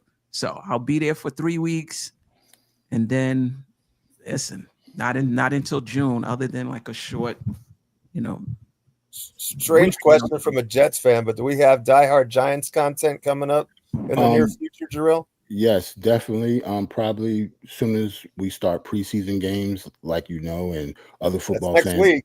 That's next week. So yeah, like after maybe my shows are usually on Tuesdays. So the Tuesday after the first preseason game, most likely have a show. Even if it's a quick one, because it's not gonna be that much to talk about because not that many, notable players are gonna play. But yeah, I'll have a little show, talk about the roster and stuff. Sounds good. Sounds good. We'll see y'all next week. Well, Steph maybe blurry next week, and AJ might be a little green next week. We'll Oh see. man, I got the real color now, man. You good, man? You look crispy, man. I know. You ain't do nothing though, so I didn't do that. I can't even take credit for it, bro. I don't know what happened. so we'll see, man. I'll talk to y'all next week. All righty. Yeah. And next week, come on, you got to have your little banner up. I know you don't want to mess with the wall. They got 3M stickers, you could just put them on. All right, peace. All right, Jason Benjamin, appreciate you. We need a ball handler and initiator. Simmons helps. I agree with that, Jason Benjamin. But where are you fitting him? We're already 90. We bring him in 10. As a ball handler initiator, the sense I'm getting from you is that he's going to play significant minutes. Where are those minutes coming from? Are you playing deuce less minutes? Are you're not playing? It's like hockey substitutions, and you do in a 10-man rotation. The starters are down to like 30, 31 minutes, all of them to preserve them for the postseason. And you open up. I mean, that's a possibility that we haven't really considered. Yeah. You don't have to play, in other words, if they're only getting 150 minutes, let's just say they're all playing 30 minutes per game. That opens up 90 minutes between another 5 guys. You can have more of a rotation at the back end if you do it that way. Yeah, but yeah, I mean, as much as I like Clarkson and Yabusele and Mitch or Hart, whoever is going to be coming off the bench, I would prefer my starters play a little more. Like those guys are just not of the ilk of the starters. But Cleveland did it right. None of their starters played over 32 minutes. I don't think that's why they went out in the first round. Though they were complaining of being a little tired. All right, Jason Benjamin, if we sign Simmons, he is starting at point guard. I know Jerrell, who just left, agrees with that. That's something he said last week. I don't see it. No, Queen, no, he's not starting at point guard, man. Yeah, I don't see maybe it. He's in the starting lineup, but I don't see him getting starters minutes. Like if you're gonna start him like we did in the past with like Alfred Payton, where he gets the first 10 minutes and then and then Derrick Rose plays the other 36 or whatever, I could kind of see that. But I don't. I think the days of Ben Simmons as a starter in the NBA are long over. So you would start him at the listen, well, I guess there's a difference between him and Josh Hart. I mean, shooting probably not so much. but defense, being able to handle the ball if you put him in the starting lineup at the 3, I would guess 3 or 4, whichever one. That doesn't make a lot of sense to me though, because you want Brunson as your starting point guard. You don't, in my opinion. If you were going to bring in a point guard, let him take the bench minutes. Unless you're just going to say, unless you're just going to take the ball out of Brunson's hands altogether, and just let him play off the ball, and then, and then does he stay out there with the second unit? I don't know. That just seems weird to me. But I don't see Simmons starting at the 1. But I'm wrong all the time. So we'll see what happens if it happens. But D. Grant, Deuce is going to have to take back seat bottom time. I mean, we'll see. Quiet money. Man, it's been a minute. Appreciate you. All right. Last topic before we get out of here. And this I thought was really interesting. So The Athletic did their NBA power ratings, and this is the last one until October. So they have 5 teams in the top tier, in tier 1. Well, yeah, the top tier as contenders, for the championship. And the Knicks were second behind Oklahoma City, followed by Cleveland, Minnesota, and Denver. Everyone else was in, I think number 6 was Houston in tier 2. Agree or disagree? Do you also see the Knicks as the best title contender, behind Oklahoma City? we have to be up there. I mean, you can argue the 1 through 5. You want to say a couple of those teams out west are better than us, I'm not going to quibble it. If you want to say the Cavs are better than us, I think we can have a discussion about that too. That is, legitimate, because Cleveland had a terrific year last year, and and we and they both had the same issues dealing with Indiana, and the Pacers are obviously knocked down a peg without Halliburton there, and the Celtics are kind of retooling. So I mean, I think that there's no reason that you shouldn't put the Knicks up in the top 5 top tier contenders. I mean, we've got 2 all NBA players. We got, we'll have more continuity going into next year. We have a new coach, but I think that we have enough stability in place that we should be quite good next year, at least a 50-win team. I think anything below that would be underachievement, and and see how far that gets you as far as your Eastern Conference standings. But I'll be disappointed if we're not a top 2 seed in the East come playoff time, personally. Well, this is in the entire NBA. Right. Somebody asked, Ajay, just your thoughts on the Knicks being ranked second. I mean, they had Houston 6. Okay, I'm trying to get the article. Go ahead.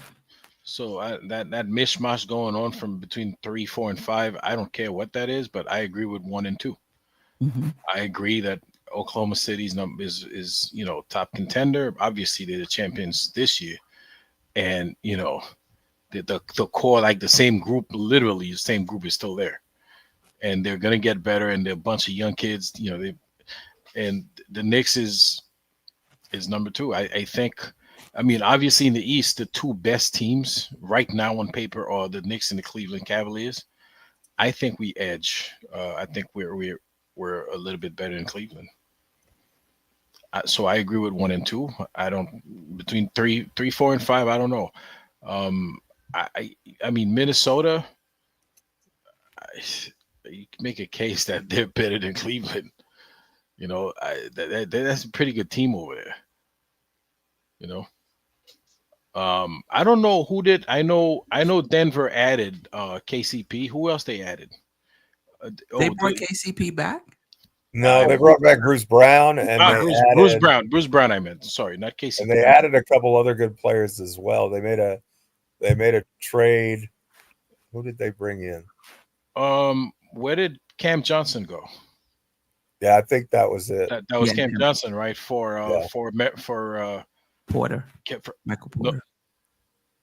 yes, for Michael Porter. Correct. Michael Porter Jr., Yep. Mhm. right? Yeah, Yeah. that's an improvement.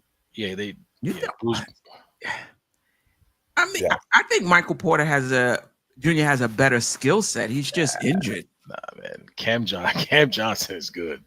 Queen, he is good. He's more I think active. He's a Campbell fit better in well with defender. He's more active than Michael Porter Jr. Defensively. Defensively, he's more active. Even offensively, look, like he cuts more. Like Michael Porter Jr. is you could almost know exactly what he's gonna do every time. But Cam Johnson's a little more flexible. He's a little more active on both, not just defensively, but also on the other end. But active and skill set is two different things. He might be active, but skill set wise, do you think his skill set is as good as Michael Porter Jr.? I think he's better. Wow. Michael Porter Jr. is a spot up shooter, and so is Cam Johnson. But Cam Johnson do other things besides just shooting. I do think he's a better player than Michael Porter Jr. Wow. Yeah, that's Your definitely thoughts, that's definitely an improvement. I don't know. Michael Porter Jr. is just not, with his back injuries and everything else. I just don't think he's reliable at this point of his career. I think Johnson is much more reliable. I think he fits in what Denver does. I think adding Bruce Brown back is kind of something that they were missing. I think they added some depth pieces that are going to be really helpful. And oh, by the way, Joker is still the best player in the universe, so that helps their cause also. Minnesota is good. Cleveland is good. There are some up and coming teams that are in the next tier: Houston, Orlando, Detroit.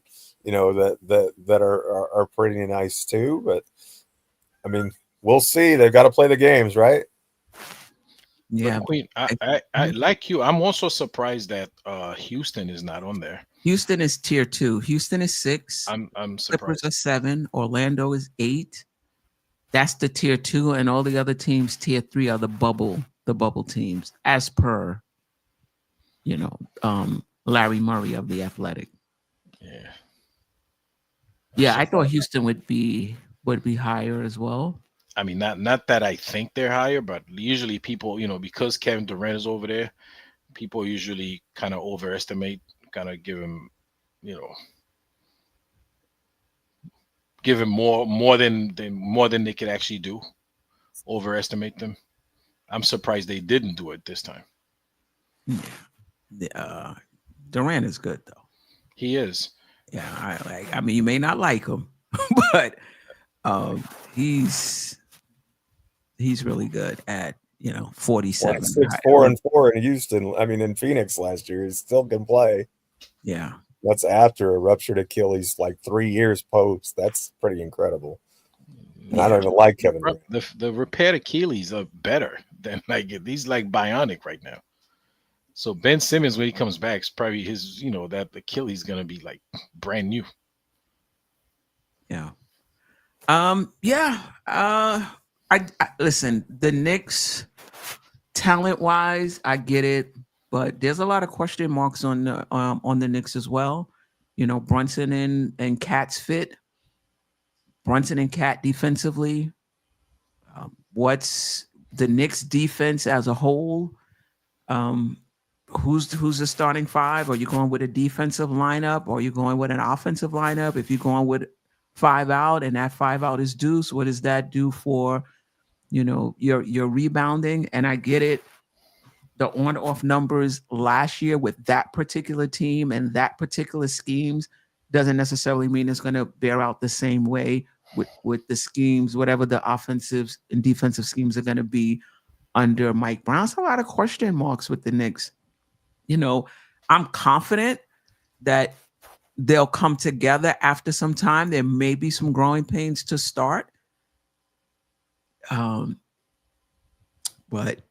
yeah, I mean, somebody believes they're the second best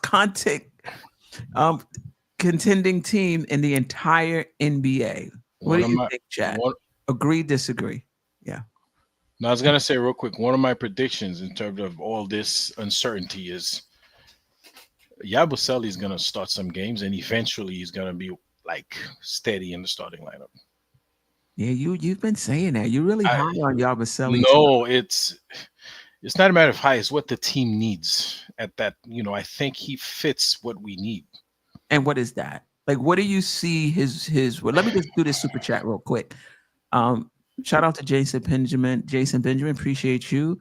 JB can still handle, but he isn't a facilitator. I hear you. I hear you. I hear you. Yeah, we'll get back to that. Ajay? So Yabusele, he's another guy who's very active when he's out there, right?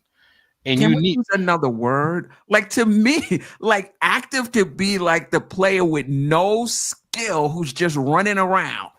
well, he is running around, but he has skills. He can shoot. He's not a terrible defender like people making him out to be. Okay. He's okay defensively. Listen, he's not, he's not gonna get you a stop every time, but he's okay. So he's not a traffic cone out there, right? He's not a terrible rebounder. If you put him in position, he will rebound. And he could, he's a good four, like he's a real four. Like he's a big, I don't know why they call him I don't know why they call him a 5, but he's really like a 4. So he's a better, I know that doesn't say much. He's a better Precious. That doesn't say much. But size-wise, I think he fits what we need. Queen, all season, last season, complained like we need a real power forward. I don't see. Yeah. They're going to put him at power forward. Watch. We'll see. Mike Brown will put him at power forward, and he's going to be good. I'm sure he's going to play some minutes with Towns. I just don't think there's an advantage with him at the power forward spot. Offensively or defensively. I think he has an advantage as a small ball center. I'm not sure how much of an advantage he has offensively playing a power forward. And maybe I'm wrong. I mean, we shall see. But when I think about the ideal power forward playing behind Karl-Anthony Towns, Yabusele is not somebody who comes to mind. But who on the team comes to mind? Nobody on this team. Like when I think, that's what I'm saying. When I think about the ideal power forward next to him on that team, he's the better fit. That's what I'm saying. There's nobody else on that team. He's the better fit. I think the defense is going to be atrocious. Like I would just start Mitchell Robinson. If I had to choose between Mitch and Yabusele, I would just go with Mitch. Sounds like the Knicks are going to also, if the reporting is true. Yeah, that there are some in the front office who supports that lineup, but we'll see. Maybe you're right. His defensive rebounding percentage was 16.3%. Yeah, that's probably yeah. And his total rebounding percentage was 11.8% because his offensive rebounding percentage was just 7.7. Yeah, that screams backup to me. Yeah, I mean, I think you can get away with that if you have like a Josh Hart next to him, who's a really strong rebounder. I don't know. Yeah, we'll see. We'll see. I think, yeah, it's like, what does he bring to? Like, we'll get a little more shooting. We'll get a little more space. I'm not sure we gain anything defensively. I'm not sure we gain anything rebounding wise. But offensively, yeah, I think there'll definitely be more, more space with him at the 4 over Josh Hart. Now we won't be able to close a defensive possession. We won't be able to an offensive possession on the other team. But hey. All right. Is this? Oh no, this was when he was in EuroLeague. All right. Any other questions? Any other comments? Well, I don't know if he's watching or listening. I didn't see his name in the comments tonight, but Deron Wayne, if you're out there, my guy, I know you're a Pittsburgh Pirates fan. I've got a piece on Roberto Clemente coming out on the blog tomorrow that I think you might enjoy. Ryan Sandberg passed away this week, and so it kind of, he's just a good dude who was also a great ball player, and nobody epitomized that on the baseball field quite like Roberto Clemente. So I did an honorarium for him, just because up until today there wasn't as much Knick content. I'll be getting a piece about the Bridges signing probably up over the weekend. Probably write it tomorrow, in fact. Yeah. And anyone else who's interested in reading Geoff's daily sports blog, the link is in the show notes, in the description.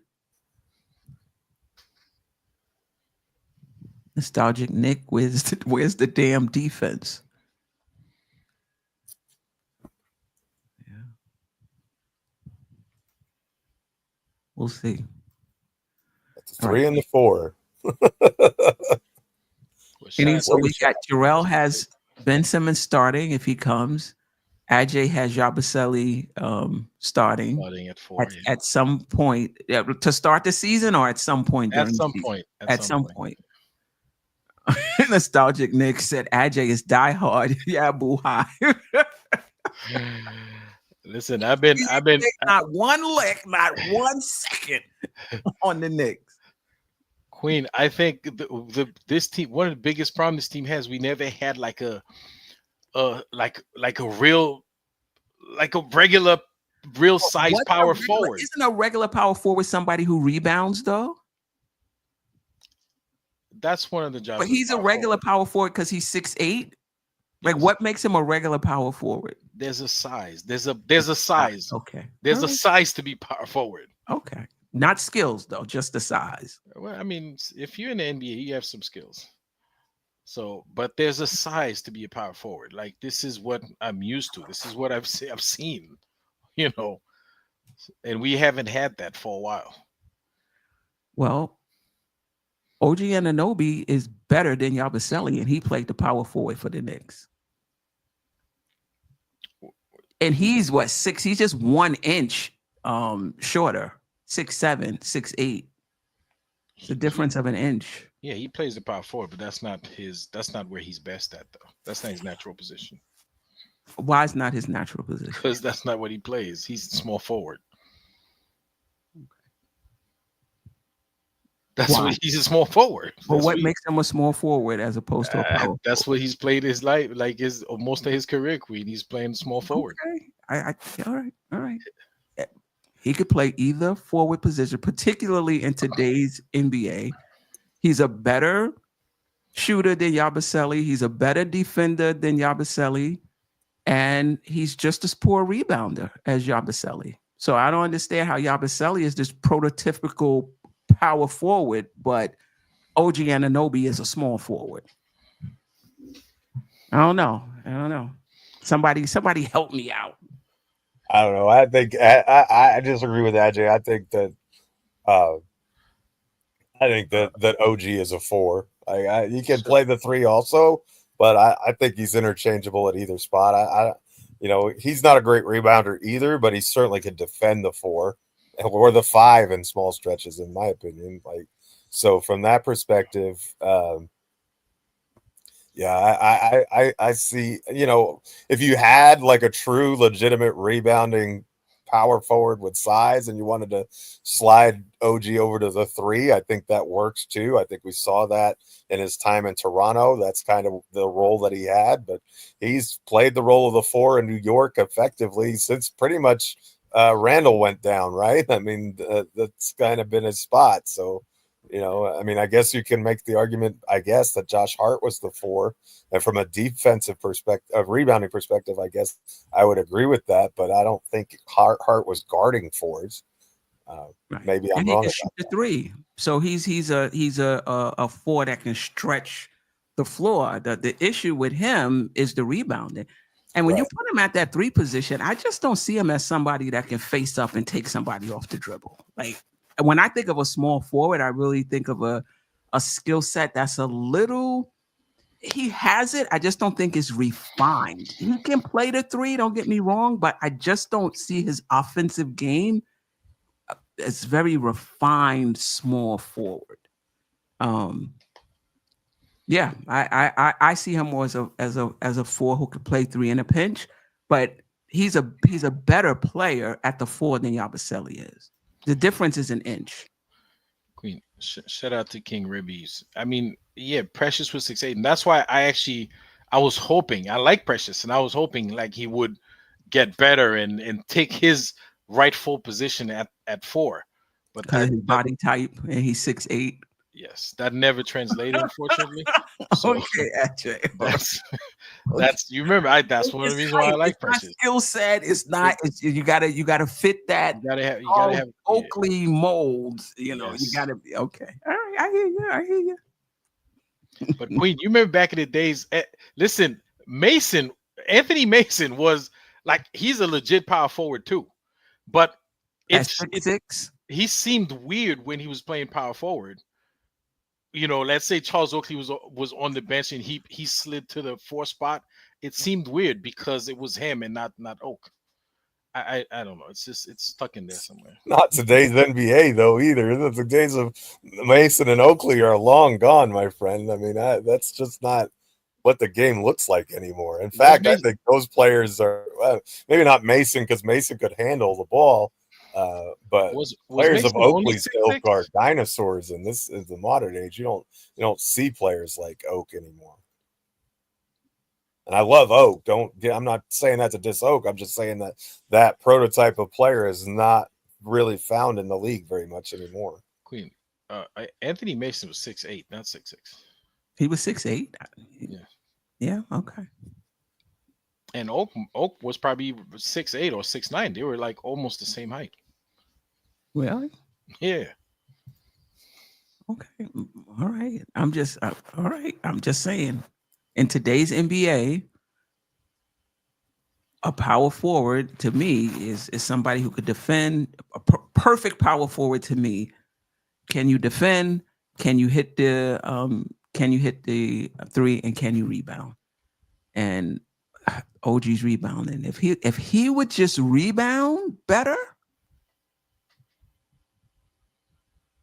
he would be perfect. Because he can play the 4 offensively and he can defend the position. He can defend the position plus. Defend the position. Because he can play the 4 and help on your 3 or your 5 or whatever you have to. He can do 1.5, not just. He's not just guarding the 4. He can guard the 4 and then some. In my opinion, that's where his that's where his value added is maximized. In my opinion. Yeah. All right. Any last words? Oh, one last thing. It'd be interesting to see if the Mitchell Robinson extension comes in the next couple of days also, because you're talking about the same thing with being able to trade him, sign that extension after the 6th of August, or maybe it's the 5th of August. I don't know. But if you sign it after then, he's not eligible to be traded in this year if we're going to extend him this year at all. So be interesting in the next week or so to see where that sits also, because that will give us some insight in my opinion, on what the Knicks are feeling about Robinson and, having control of him as an asset, because, he's entering the final year of his contract if we don't re-sign him. So, or sign him to an extension rather. So that would put him in the free agency boat. And maybe the Knicks are comfortable with him as a free agent, thinking they can get him back at a better number or something like that. I don't know, but the Knicks front office tends to like to have control. And if they can't get the control, they're going to ship you out of town for somebody that gives them more of that control. So I think that's something to keep an eye on as well. Yeah. Yeah, I think this is just a tough decision for them. If he stays healthy and they can get him for a good number, that's going to be major for the Knicks. If they extend him and then he's injured, and then I'm pretty sure there's going to be regret. Like we could have traded him while his his stock was a little high. So it's going to be interesting to see what they do. I'm okay either way, whether they keep him or trade him. I'm good either way. Just bring back somebody who's a legitimate, if you do choose to trade him, that can really help the Knicks next season significantly. Queen, shout out to the chat, man. Y'all need to hit the like button. 100 people watching, only 49 likes. So we still have a couple of minutes to get that thing up to 60, 70. Yep. Shout out to Nostalgic Nick. OG will be traded. JJ, appreciate you. Who thinks both Bridges and OG are small forwards. Shout out to A Train, always rocking with us. Shout out to A Train. Randu 1973, King Ribby RM, Wiz in the house. She said, I think Yabu and Precious think and play bigger than like who plays Wiz? Who plays bigger than OG? I mean, Precious don't even play. He's talking about size wise, like they play more like more like fours than OG. And they play. OG plays more like a 3, even though he could be a 4. That's what he's saying. How can OG play? The guy defends the position, and offensively, he plays the position he's a very versatile power forward. Puts the ball on the floor, posts up, shoots the corner 3.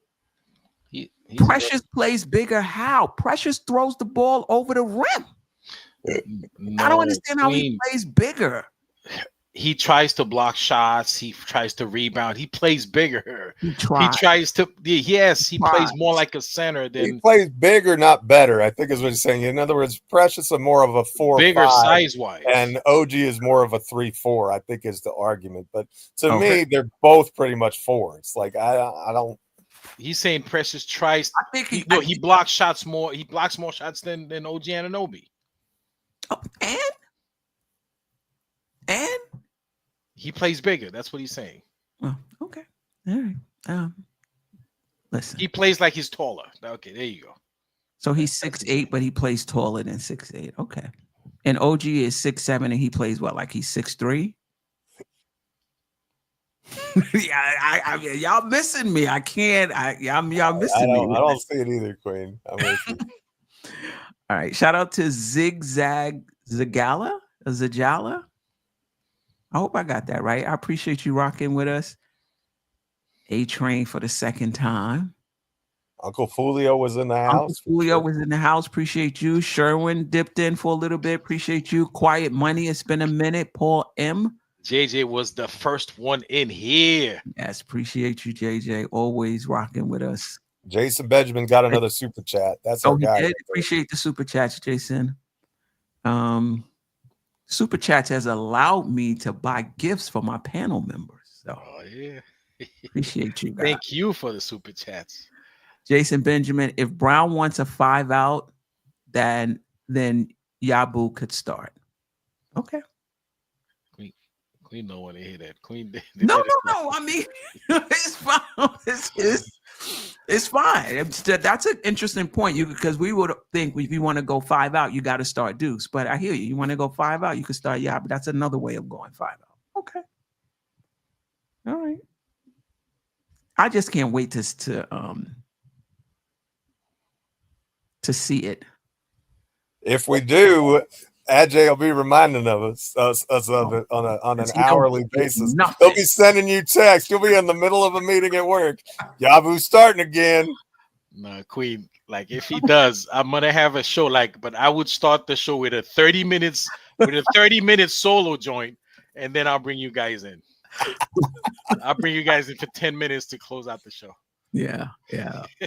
That'll be when we do our season preview show. We already know what you're gonna say. Yabaselli is gonna start by the middle of the season. Adrian got a gift idea for me. Buy a Yabu shirt in Precious size. He plays big. Only if he puts it as his background. That's what he needs as his background. Instead of that gray, he needs a Yabaselli jersey back there. show that he's king of the hive. Man, they ain't selling no Yahoo jersey. They ain't make no Yahoo jersey. Make your own, man. You can custom it, order it. Yeah. You be the only one on the block. Shout out to Anthony D rocking with us. Appreciate you. Khalid Pasha. Hope I got that right. I appreciate you. Lady D 422. Appreciate you rocking with us as well. I think was Andrew K in here earlier? Yeah, he was. I saw him. Yeah. Looking forward to see what the Celtics throw out when there's no Tatum, Kristaps, and Holiday this season. I think they just signed Derek White to a contract too, 4 years, $125 million. Yes. If I'm not mistaken. East Blue Drew. Appreciate you. Kerry Cox in the building. All right. I may not have gotten to everybody. Chris was in the building as well. Salute to Chris. Yeah, appreciate you. Been a minute, sis. On Dios NYK, always encouraging the chat. All right, and Jerrell, appreciate you rocking with me from the beginning. Ajay, almost the beginning, and Geoff Klafter just started with a phone call, and look, he got the glow up. I'm a bad penny. I just turned up, and now I won't leave you. Oh, David, get rid of me now. You. Anyway, we will be back next week. We got some interesting shows coming up in September. For those who were with us last year, remember when we did the roster comparison between the Knicks and the other teams in the Eastern Conference. I'm looking forward to those shows. There should be a schedule release sometime in August within the next 2 weeks or so. So we'll do a schedule breakdown show as well. The preseason schedule should be coming out, I would say, within the next few days to a week. So we'll talk about that at the next. I mean, I'm not that excited about the preseason schedule. I'm ready for the. We don't want the games. I like the game by game prediction. The way too early prediction, game by game. Yeah. That should be. And if anything, it has us going 82-0. I'm sure every year. Yes. Every year, 82-0. You see the screen? Man, shout out to JJ. He wants the green. He wants the Hulk. He wants the Hulk back. The problem is I don't know how to get it back. Yeah, he couldn't do it if he wanted to. He doesn't know how it happened in the first place. It just went away. It just went away. He's not angry anymore, I guess. So, yeah. Anyway, until next time, family. Next Thursday, like I said, I'll be in Georgia. I may not be as crispy. I might just be audio only. I need y'all to bear with me for the next 3 weeks. All right. What you was gonna say, Ajay?